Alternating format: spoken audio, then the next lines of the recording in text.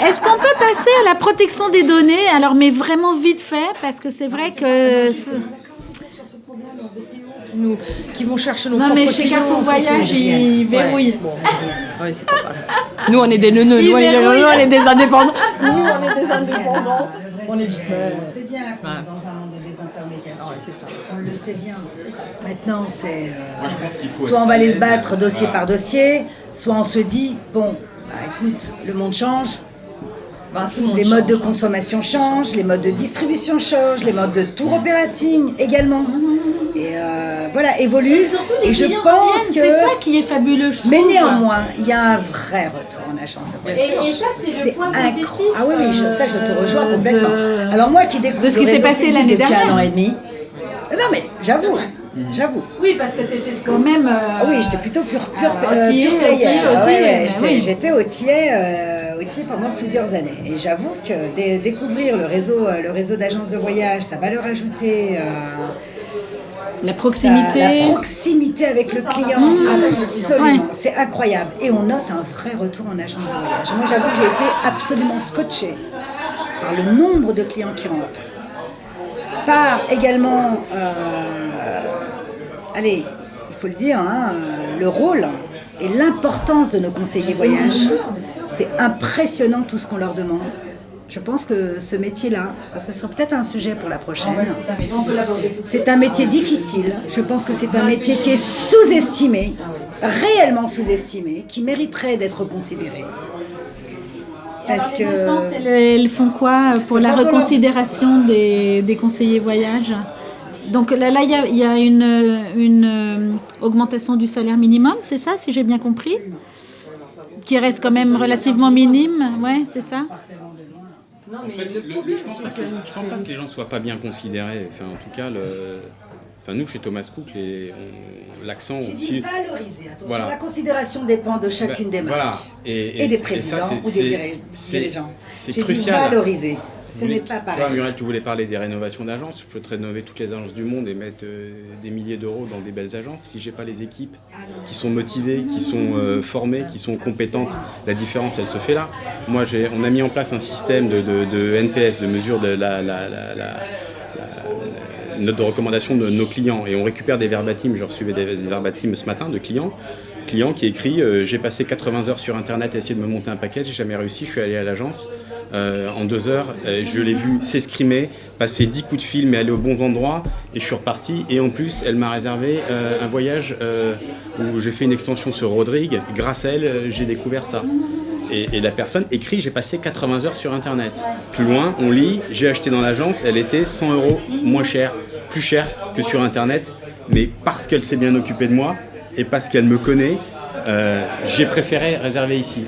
Et donc on est vrai, voilà, voilà, exactement. Et autant avant on était un peu dans une Oui, mais approche. ça, il faut qu'ils le réalisent, les gens. hein. Non, mais t'imagines mais le il temps. faut que la personne le réalise. Tout le monde ne le réalise pas. Bien Il sûr. passe énormément de temps. Bien sûr. Et puis, C'est ça, le au-delà problème. du temps, je pense que voilà, il y a aussi le plaisir, c'est la préparation de ton voyage. On est quand même sur un secteur d'activité et un produit qui globalement procure aussi du plaisir. Maintenant, l'offre est tellement pléthorique sur Internet, contrairement à il y a 10-15 ans, qu'effectivement, tu passes plus de 80 heures, tu finis par t'y perdre, tu commences à chercher quelque chose au bout d'une heure, tu sais plus ce que tu cherchais. Tu as été tellement happé par toutes les pop-up. Donc oui, tu as raison, je te rejoins complètement. Et après il y a la relation de personne à personne. Et les gens viennent dans l'agence pour voir tel conseiller. C'est vrai. Et c'est bien sûr. Oui, il y a un attachement. Et donc, hein. c'est, Même la c'est marque important. de l'enseigne. hein. Après, si on pousse un cran plus loin, alors, je ne vais pas faire de la grande philosophie, mais est-ce que c'est pas aussi c'est un peu comme les modes, hein? Des grands retours, il y a des grands cycles. On va s'essayer sur plein d'autres choses et on revient à nos basiques.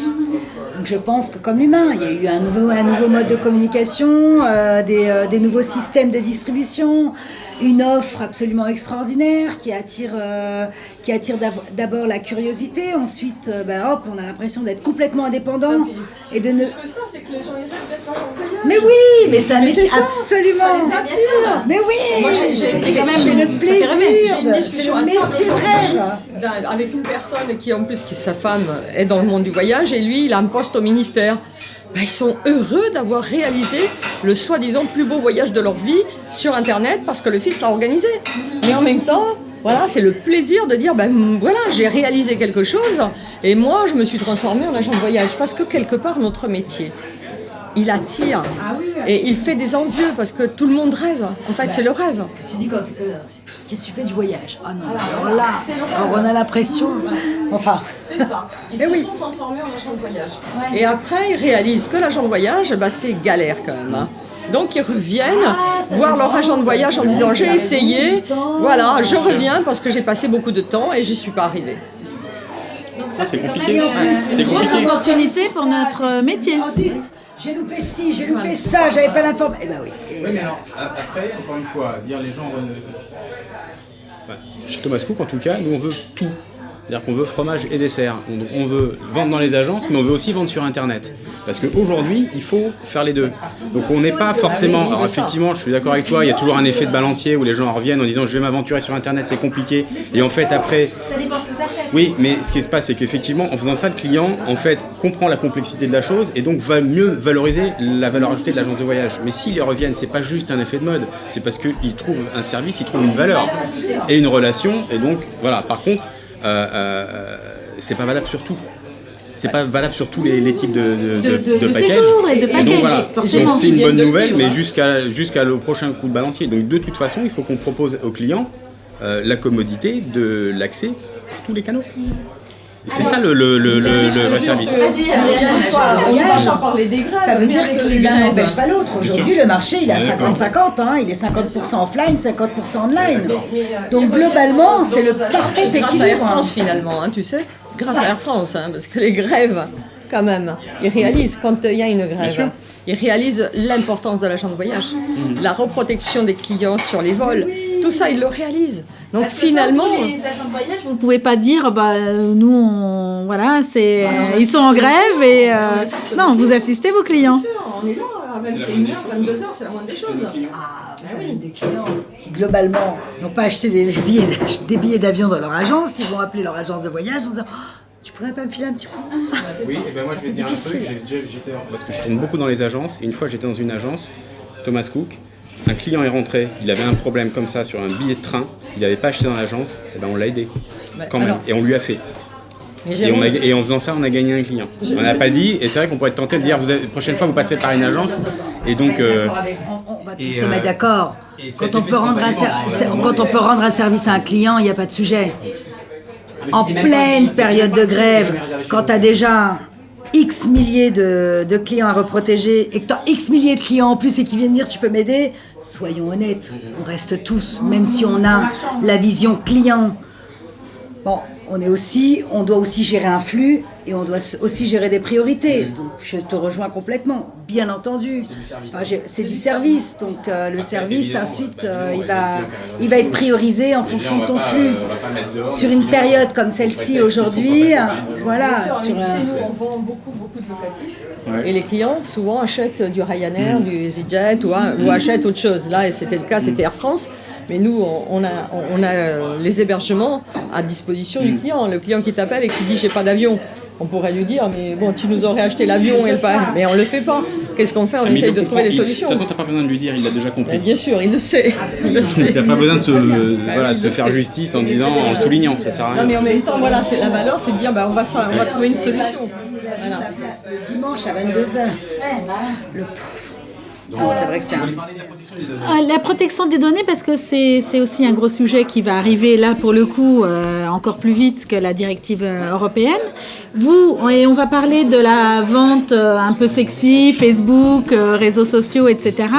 Comment vous allez vous en sortir sur cette nouvelle contrainte? On va l'appliquer tout simplement. C'est pas très. En fait, déjà, ça s'impose à tout le monde. Hein. Client prospect. Oui, voilà. Et en fait, on avait déjà en fait des règles. On est les premiers à être complètement spammés sur nos boîtes mail perso à la maison avec des. Voilà. Si ça permet d'épargner ça à nos clients, c'est très bien. Et donc, on a. En tout cas, au niveau de Thomas Cook, on est déjà très avancé sur tout ce qui est gestion de la donnée client, opt-in, opt-out, etc. Ce qui se passe, c'est que, en fait, effectivement, la nouvelle réglementation va un peu plus loin, enfin, on va dire un peu plus contraignante, mais surtout, en termes de sanctions, ça devient quand même beaucoup plus lourd. Donc, on va s'adapter au niveau des systèmes. Les adaptations sont, à mon avis, assez minimes. En fait, ce qui se passe, c'est que quand on recueille le consentement d'un client pour pouvoir recevoir des offres, on appelle l'opt-in aujourd'hui, la difficulté de la nouvelle réglementation, c'est qu'il y a une date de péremption par rapport à cet accord. Et donc, il va falloir gérer la validité de l'accord. Voilà. Donc ça, voilà. Et donc ça va, voilà. Et donc ça. Donc c'est un paramètre supplémentaire à gérer techniquement et après ça va être surtout de l'information au niveau des agences. Mais à partir du moment où, ça me semble assez facile d'expliquer au client que c'est pour le protéger lui au niveau de la sécurisation de ses données. Ça va être un peu plus de contraintes, un peu plus de rigueur et j'y vois même peut-être moi une opportunité en termes de gestion CRM chez nous. Avec des collectes beaucoup plus structurées, beaucoup plus complètes de fiches prospects, de fiches clients, pour pouvoir alimenter derrière nos systèmes. On va en déployer un très très prochainement. Là. C'est incessamment. Quel système ? C'est un système interne ou c'est Salesforce. Salesforce. Ouais.